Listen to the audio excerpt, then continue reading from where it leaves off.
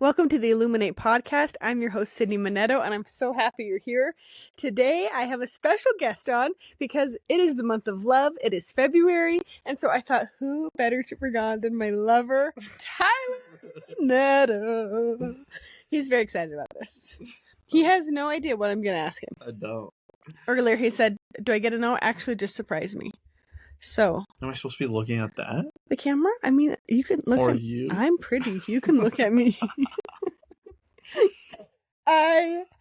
So he doesn't know what I'm going to ask him. We're just going to talk about love and our relationship. It's easy. I talked about like self-love already for the first month of February, or the first month of February, the first episode.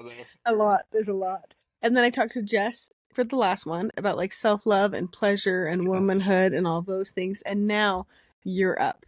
So we're going to carry off. Yeah, we're going to carry off where me, Jessica, left off about pleasure. We're going to talk about your wiener size. Oh my gosh. Like, no, we're not doing this. I'm out. Save that for your book club girls. We are going to share all the intimate details of our love life. Just kidding. I actually, a while ago, I had people ask questions about our relationship. And so I was going to read. One of them?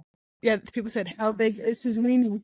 And I said, tiny. It's a micro penis. Gross. No, there's legitimate questions, okay? Well, there was also a non-legitimate one, like, do your lips get chapped from smooching your smoking hot wife all the time? Shout out to Kate Jones, wherever you may be. You definitely don't listen to this, but if you ever do, that's from you. Let's start with this. All right.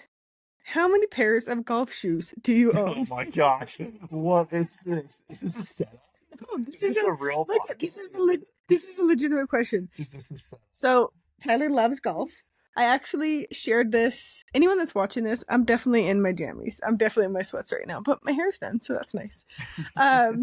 But Ty loves to golf. It's like his thing. But I talked in my last episode about how we really try not to keep receipts. Like, I actually don't mind him golfing. There's been only one time that I was mad he was leaving for a golf trip. It was just the worst part is I was like raging and hormonal. I was like, why would you leave right now? And I'm like, I'm out. like actually quite gently, you were like, are you like maybe about to start your period? And I was like, of course, that's the problem. Don't ask that. Don't ask that, dude. And he left, and literally the next time my period started, and I was like, son of a nutcracker, he was right. So I was like mad at him, but not actually. It was more hormonal. But I love that he golfs because it gives him an outlet. And so then when I need an outlet, he has his cup full and vice versa, and so it works really well. But that's not the question. You've never been mad that I'm on a golf trip. No, I have not. I've never texted rude things or anything. Like no, that. I don't. Only saucy things. I'm just kidding. What kind of saucy podcast is this?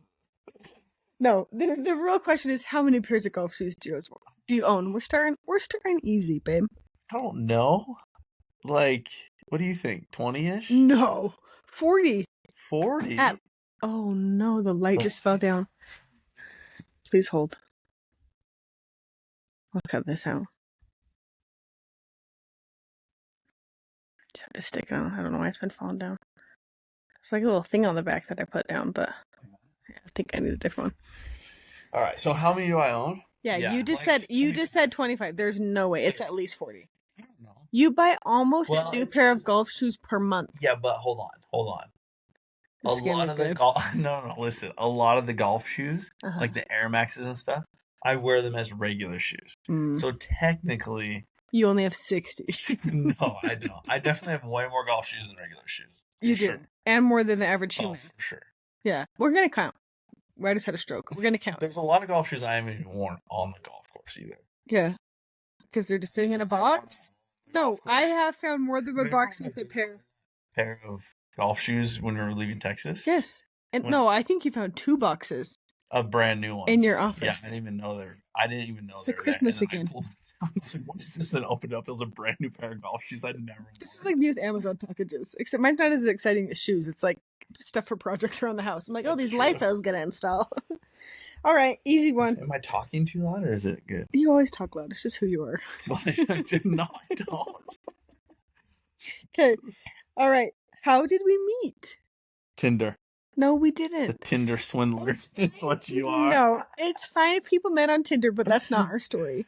It was funnier back in the day. Like when it used to be weird to meet on Tinder. Yeah. Now it's normal. Now it's normal. Yeah. So, Tinder peeps. Yeah, everyone's gonna be so mad. They're gonna leave me bad reviews. How do we actually meet? We got set up on a blind date. But kind of. We got tricked into a blind date. He was on his phone literally the whole time. We went to Texas Roadhouse. Yeah, okay, listen. Here's how it actually went down. Because I wasn't on my phone the whole time, but it was Nate, who was my business partner at the time. Just give up on it. Just let it go. Yeah, the light fell down. It's fine. Oh. Just let it be. All right. So Nate, and then his wife Savannah. Mm-hmm. And they're trying my to set best me. Friend, yes. Yeah, your best friend. And they're trying to set me up with you like all summer. Yeah. And I was like, no thanks. Going back to Provo, the land of and you were dating plenty. Someone in Texas. Yeah, I was like kind of dating someone in Texas and stuff. And kissing like, on the lips. And then go back to Provo and blah, blah, blah. And then I remember they kept trying to set me up with you. And I was like, no. And then one night they're like, hey, we're going to Texas Roadhouse, me and my wife, you want to come?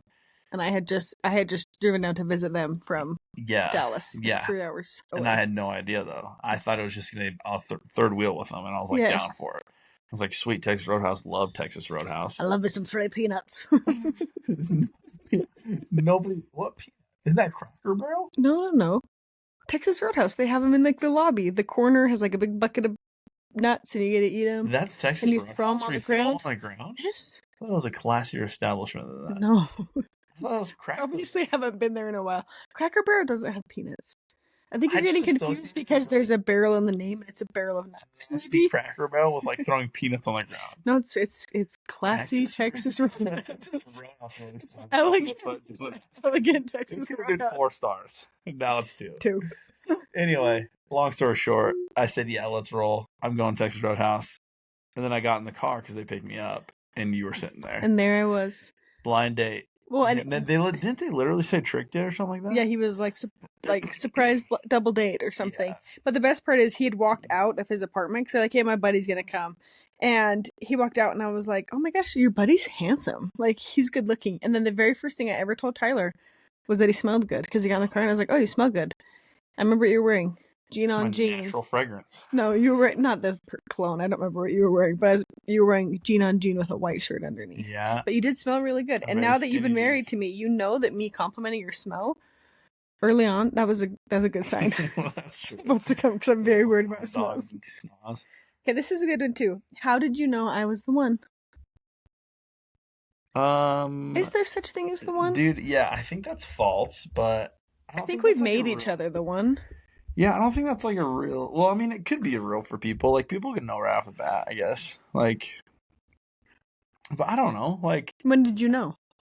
I don't know if I ever asked you this. Actually, I think like for me, it was when I realized that I always wanted to be around you, rather than like all my friends. And I was like, that was a tall tale sign because I'd always rather be around my friends, and so, and then also like I didn't care what people said or thought. Yeah, right, like.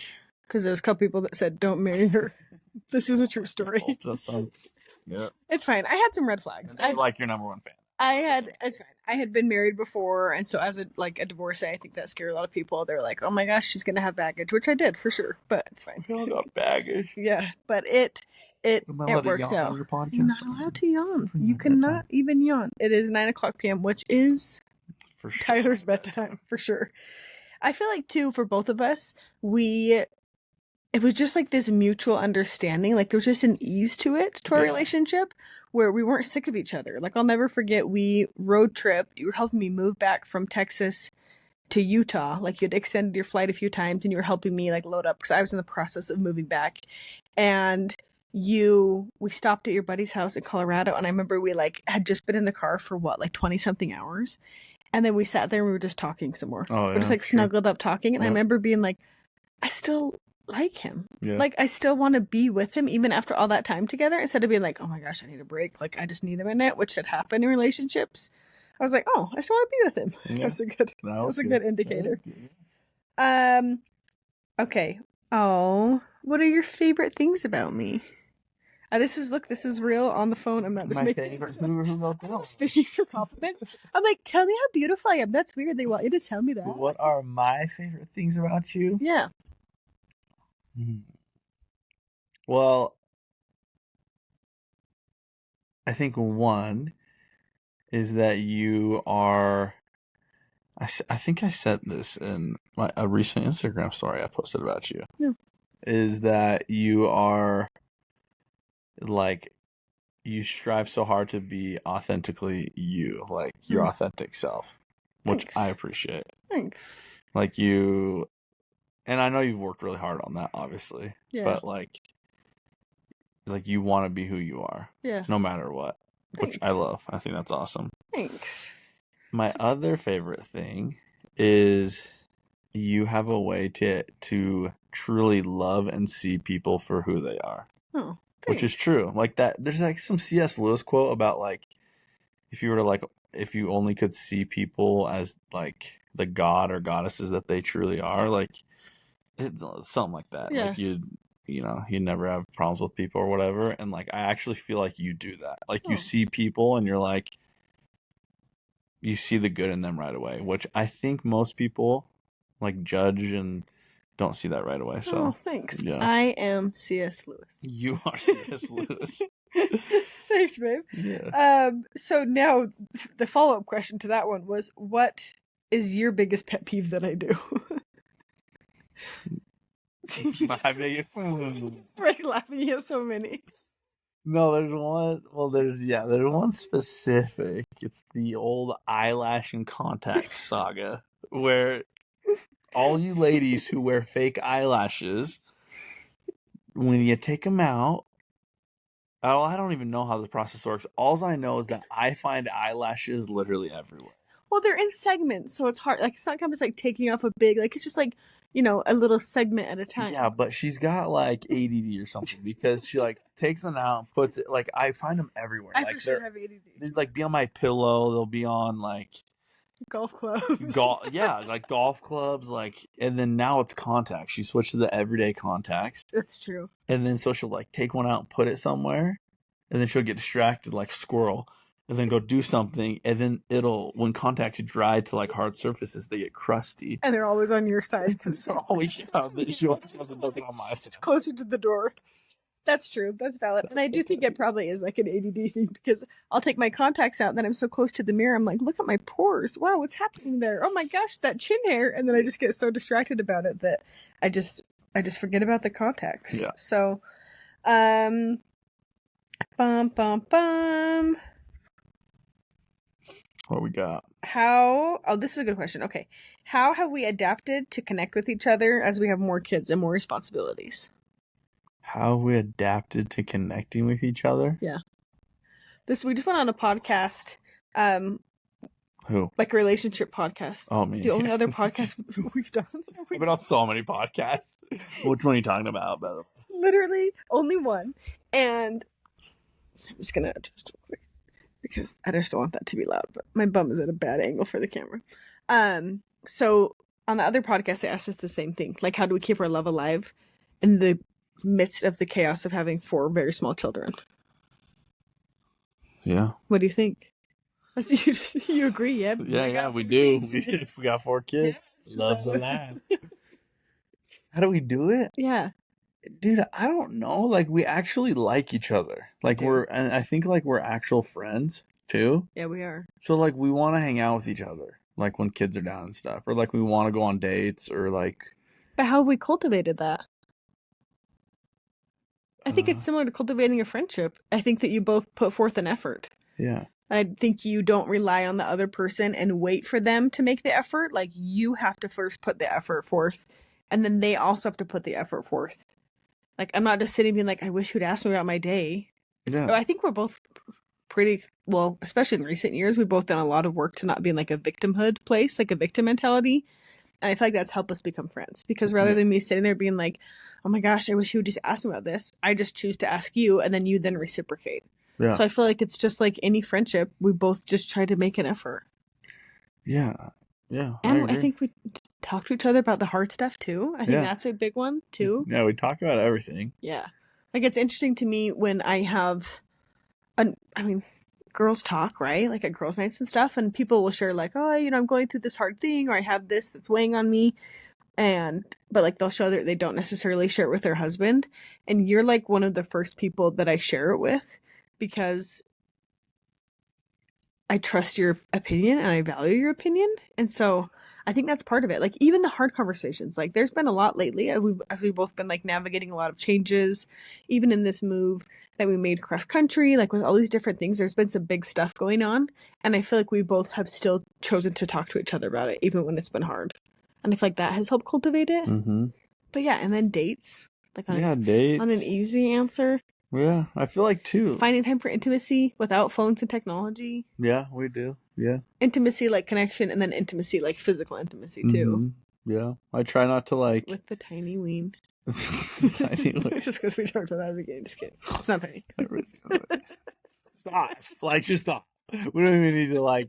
We don't even need to justify anything. Like, nothing. just gotta let it go. Edit all that. I also think too, like, I feel like I've also made a commitment, or I've really tried hard to like be done with work at like really when I'm done with work. Yeah. Like, you know, obviously sometimes I've had to do things at night or whatnot, or like whatever, but like, I don't know. Well, and that benefits our relationship, but it also benefits our whole family. Yeah. Well, and I shared this once again on that other podcast we were just on, but like you have a self-imposed rule that you don't golf on Saturdays because weekends. Weekends, because that's family time. Like, so that's some of the time where you can not be connected to work and you could really unplug from it and be with us. And so then literally physically being with us too is a huge part of that. So it's a good hack. It's a good thing. Like, it is a really good thing. Well, people probably, like former employers of mine probably hated it, and maybe my new company hates it. My business partners now hate it. But you get your work done. You're just like leave a little bit early. Yeah. I mean, at the end of the day, if I'm going to golf, it'll be during the week and always during work hours. Yeah. Like, bottom line. Yeah. And I will. Yeah. So, too bad. That's how I roll. So fire me. It's fine. Okay. What, like, this other question, I'm trying to like phrase it more succinctly than it was listed here, but what do you think is one of the keys to having a healthy relationship? Keys to having a healthy relationship? Yeah. I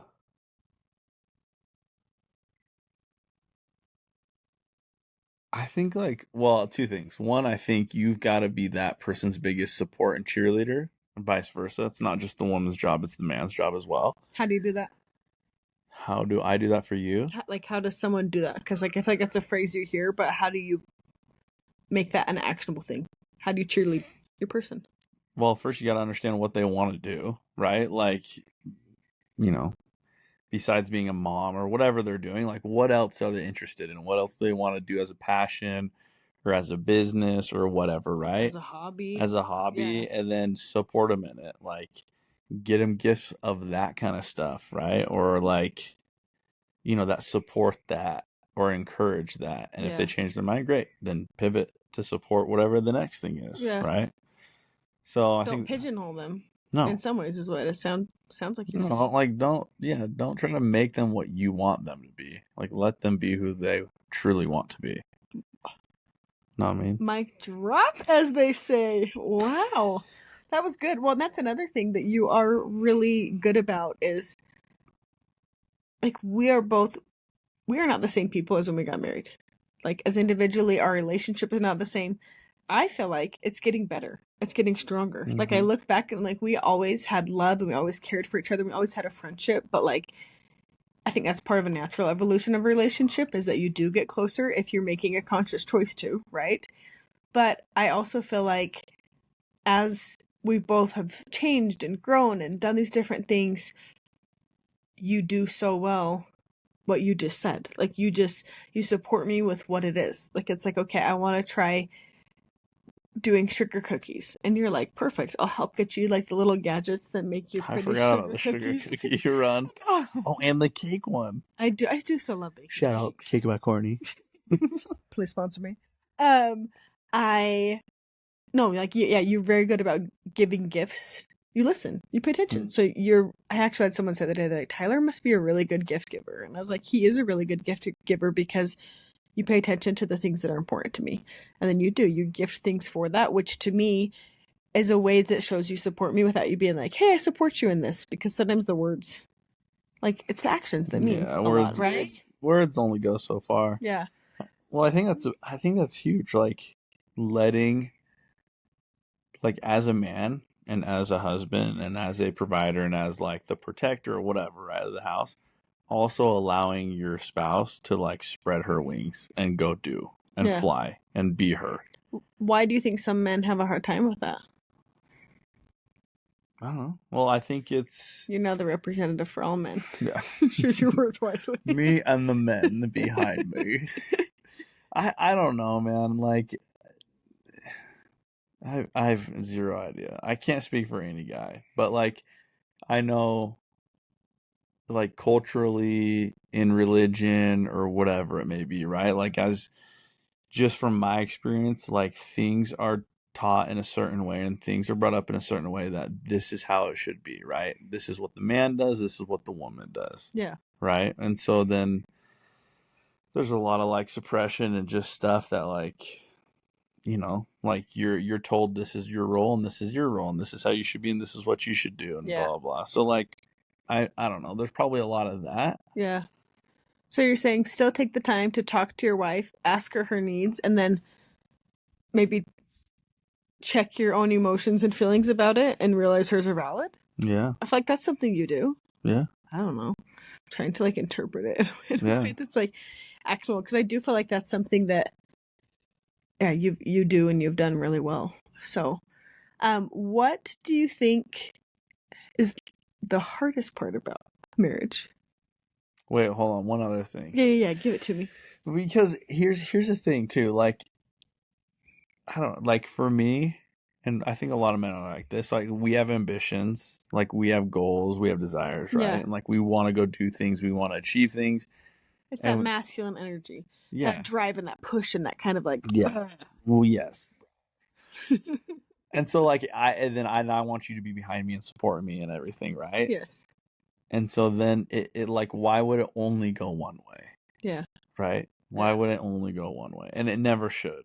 Yeah. So it should go both ways. Okay, so like what do you want to do? How do you want to, what are your ambitions, your goals? Like, what do you think we should do? Great. Do some crazy wallpaper in this front office and like, sure, then let's do it. You know? Well, I think you're really good about checking your ego and realizing that like when I'm choosing things, it's not about you. Yeah. Like the choices that I'm making, like even the hobbies that I'm doing or the activities I'm choosing to participate in, it makes it sound like I'm like doing something wild. When I do these wild activities, I go to book club. But you're really good about being like, okay, that's what she needs. It's not about me. So I feel like some people maybe, if their wife maybe were to express, you know, like, hey, I want to start doing this. It's like, okay, what? Like, am I not doing enough for you or different things like that? Mm-hmm. And you're really good about being like, okay, she needs that for her. And that's not about me. Like, I'm independent of that. And our relationship is independent of that. It's not always about us, dude. We each have to have our own like lives inside of this life. Yeah. Right? Yes. Like our own identities. Yeah, we have to have our own identities. Yeah. That's why we yin and yang. That's remember what Dave and Holly were saying? Yeah. Some friends of ours. Shout out Dave and Holly. My freaking homies, my soul peeps. Love you guys. I'm gonna send it to him, make him listen to it. Listen to whatever it says, 23 minutes or whatever it is. But that's what they're saying. They're like that. They love that we yin yang. Like, if we had like a week or two ago, where I was like, you're gone one night, and then I was gone the next night, and then you're gone the next night, and then I was gone the next night. Yeah. But like, we were never mad at each other for it. No. And we never like, nor do we ever keep score about it. Yeah. We just are like, this is who we are. This is what we want to do. Yeah. We're also, you know, raising kids and stuff. So. Yeah. Well, and I think another thing is we just over communicate. Like, we communicate about it. We say this, we put on the calendar. I invite like 8 different calendars to it to make sure you know, hey, this is important to me. But over communication. Yeah. So I'm good at. Yeah. So I come from a family of over communications people. That's me. You're confused. Oh yeah. I'm the over communication family.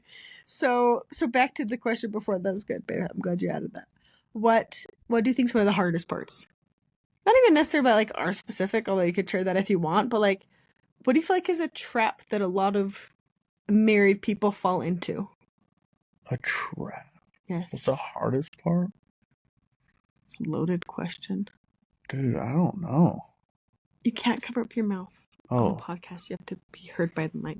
I think you can still hear me. What's the hard, like in general, like for us or Maybe what? both. Answer for us and then say like what's a common trap you feel like maybe married couples fall into. Oh, Unless dude, they're one here and we the same. go. Oh, he got it. You know it's late because like you can see things happening in my brain as I'm like thinking. It's like he's getting there. He's getting there. Slowly thinking. The light bulb. 12 right there. I think people think it's like, well, there's a scarcity mindset around like, okay, raising kids and being married and also doing fun things and things that you love, right? Like there's no way you can do all of it. Right. And like we've gone through phases of that where it's like we're just surviving. Yeah. You know, just surviving. We're out of shape. We're not taking care of ourselves. Yeah. We're not doing any passion stuff that we love. We're just working to make a living. Yeah. Right? Like, which is just like bull crap, right? Like it's like you can raise kids, you can have kids, you can do fun things, you can also go for your dreams, you can also, you know, experiment with other things or whatever it is, right? Like you can do it all, just man. The duality of it.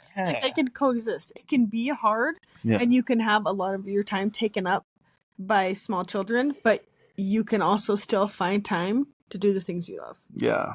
It doesn't have to be all or nothing. Yeah. One or the other. Yeah. That is, I think, a really common trap. And then I think that's when like the victimhood piece kicks in for one or both partners because it's like, oh my gosh, I can't do the things I want, or only they're doing it, or there's only time for one of us, so I'm going to sacrifice, but I don't want to, so I'm going to sacrifice for them, and then the resentment builds. So I feel like that's a really good point, having that abundance mindset of there's plenty for us to do. It might look different than it's looked in the past, or it might look different even than I originally thought.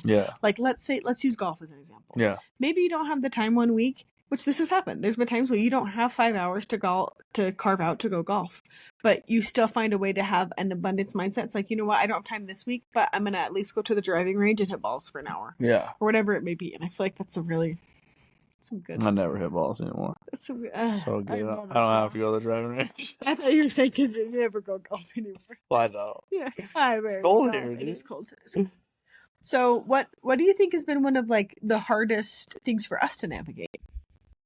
In marriage? Yeah. Or in family? Yeah, or just relationships. Yeah. I don't know. Dude, what do you think? I just started breathing really heavy. I got nervous, all sweaty. Well, I think one of the hardest things probably for us has just been the difference in communication styles. Yeah. Oh, yeah. Like, I feel like that's probably been like our biggest thing to overcome is to learn how the other communicates. Because, like, for example, if emotions are high, we went on a podcast, the same one. Which one? Different podcast. Which one? But they were saying that they've never fought. We've fought. Yeah. Many times. For sure. I was like, yeah, I see that. I've never fought on our way over there. Just kidding. I don't think we did that day. But I feel like for a while it was hard because when there's high emotions, I feel them really deeply. Yeah. So then I show them. Like it's like, okay, there's like anger around. I'm gonna absorb that and then I'm gonna express that. So I'm gonna talk really loud and really fast and I'm gonna like take it higher and higher. Where you like to go in. And you like to take time to process and think. And well, not even. Like sometimes, but I just usually want to shut down and like numb it. So I'm going up while he's going further in, and then I'm like, hello, you're not even caring. And he's like, I'm like, yo, chill out. And then I get triggered because I hate being told to chill out. So I feel like that's been something to overcome is learning how each other communicates. Mm-hmm. And I feel like now we can recognize it a little better where it's like, okay, I just need a minute and we'll just express like, or hey, I have like, there's been times with you, I'm like, I just have a lot of feelings I just got to get out. And like, and you are a person that can change. Like you have changed a lot. And instead of being like, oh, there's high emotions, but that's also part of the not taking it on for you that we talked about even with hobbies. Like it's not about you. Like I feel like you used to see tears on me and you're like, oh my gosh, I did something wrong. It's my fault. When like, I'm just crying because I cry. You just got emotions. You got to get it out. Yeah, I'm just a woman that cries a lot. That's fine. So get them out. I feel like that's been something that's been good is we both have understood like, well, even not always when you're shutting down, but I have learned sometimes you just need time. Yeah. Like you just need some space to process, and I need to honor that and like give you that space. And then there are times where you're like, okay, she needs to really unload 85 different feelings at once. Yeah, just listen and ask her about it and let her get it out, let her cry, whatever she needs to do. Holding space, as they say. Holding space. That phrase went viral. People know what it means now because of Wicked. Wicked? Yeah. It was in the movie? No, I don't know. On TikTok, people are like, something about someone holding space for the Defying Gravity lyrics or something. What? I don't really know. The important thing is people now know the phrase holding space. Oh, that's good. Yeah. As it should. Because it's an important thing in a relationship is being able to hold space, meaning just visualize that phrase. Hold space. Yeah. You are providing a space outside of yourself for the person to process. You're not inserting yourself in it.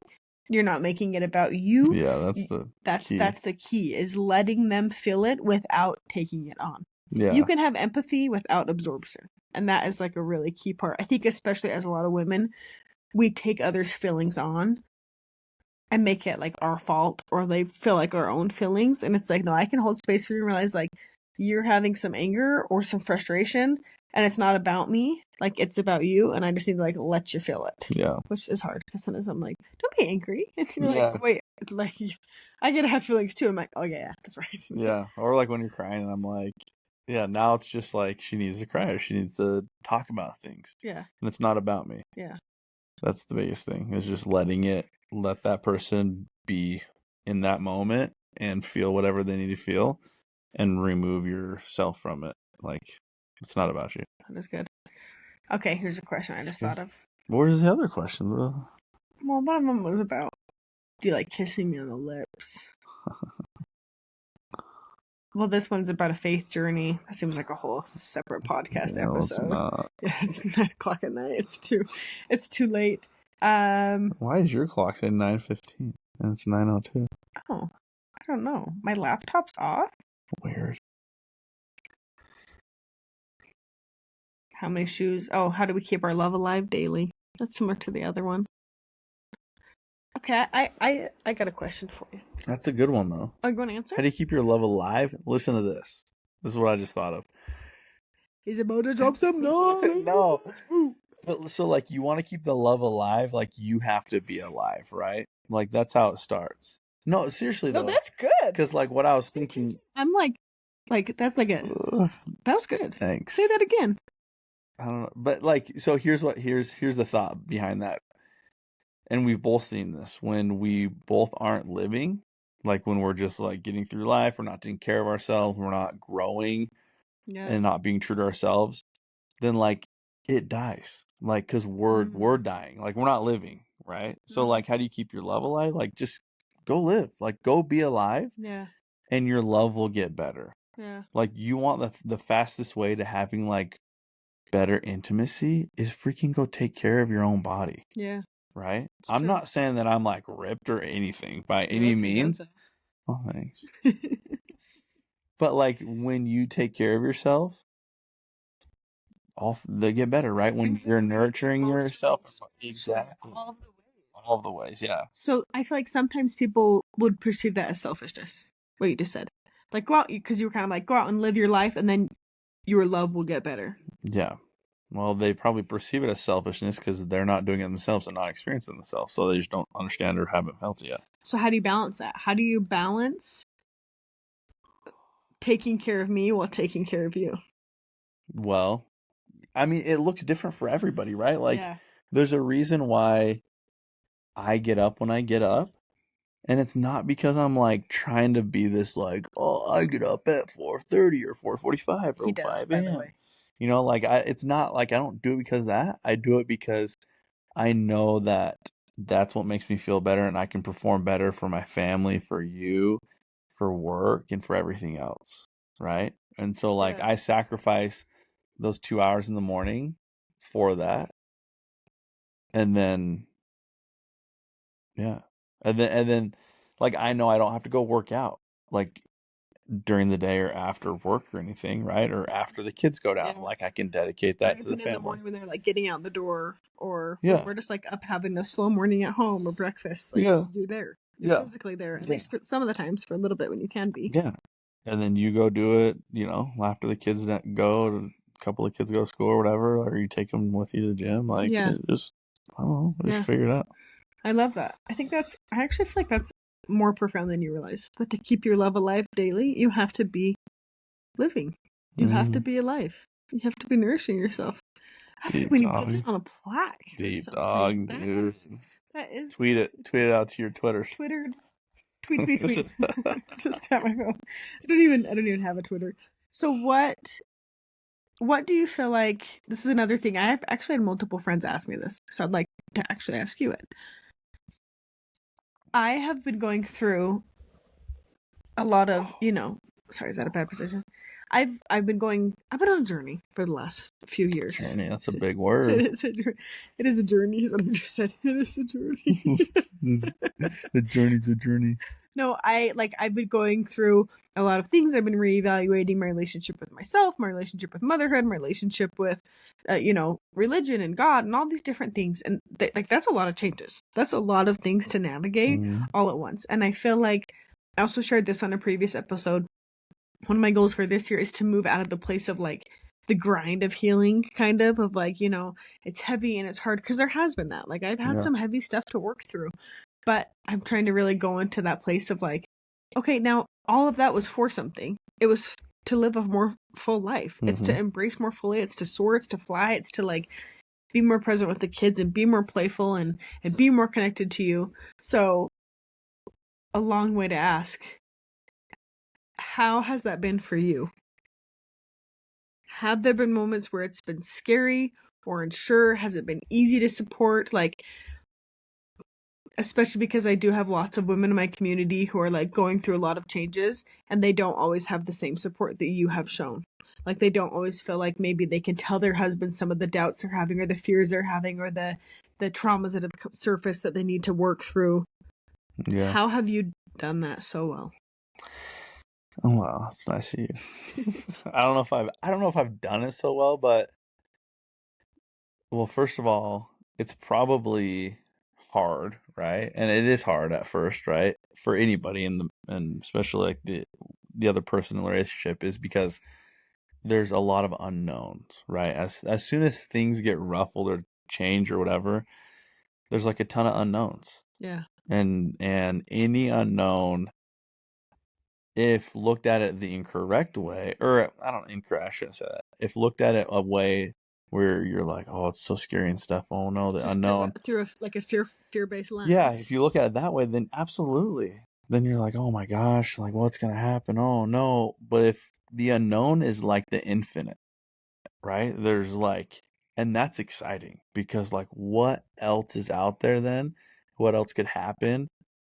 And it could be so much better than anything that's ever been going on. So that's like probably where a lot of stuff happens, like especially as a lot changes.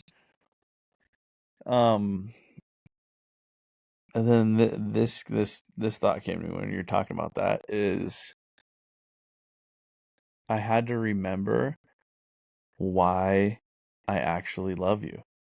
And it's not because of anything, like it's not because of a religion, it's not because of, it's not these external it's things. Not all these other things, right? It's not because of that. It's because I love you for who you are. Yeah. Right? And for your heart and your soul and the person that you actually are, external of all, like, or excluding all these external things, right? And these things that are just like complementary to you, right? Like, go take away everything. Pieces of that's as I've been stripping away of like pieces of my identity. Yeah. It's allowed you to see more of the real me to love, or what you thought was your identity. Yes, right. That's true. Because it's like, is that actually your identity? No, because like you're still you. Yeah. Like you're still who you are. You still have that same soul and heart. Yeah. Like regardless of anything, it's like would you still love me if I did not have current job or car or anything? Yes. Like, yeah, of course. Like, strip away anything and you still love me. Yeah. Right? So, like, just going back to the root of why you love each other. Yeah. It's irrelevant to all those other things. It's true. It's freezing in here. Oh, I do need sockies. Kick on. Sockies, thingies. Well, and I think that. You okay? Do you want water? Well, and I think. Oh no! I'll edit this all out. This is the worst, like the least fluttering angle. I'm in like gray sweats. That's fine. An elephant. Is that water? Is it weird contaminated? No. I haven't put anything on it. Electrolytes. It's contaminated. It's not. It's just a water bottle that had stuff in it once. All right. We're almost done.